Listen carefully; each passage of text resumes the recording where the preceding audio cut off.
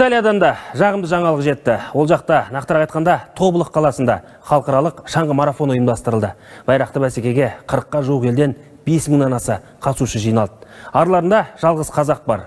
Думан Бисенаев есімді қарағандылық шаңғышы 42 шақырым аралықта 2 сағат 15 минут 16 секундта бағындырып, жалпы есепте 133 орынға тұрақтады.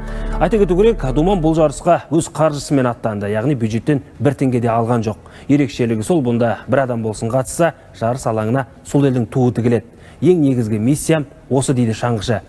Бұған дейін Думан дәл осылай Финляндия және Эстонияда өткен додаларға да жалғыз өзі барды. Кейін жарақат алып, 2 жылға жуық жарыстарға шықпаған болатын.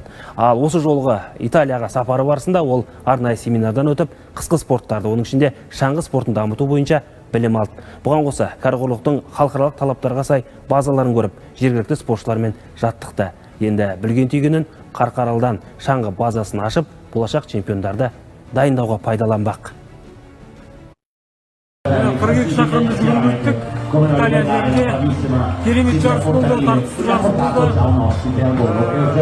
Әлемнің мықты деген шаңғышылармен бірге бақ сынастық. Сол өзімнің уақытыммен қанағаттанам. 2 сағат 15 минутта өттім 42 шақырымды.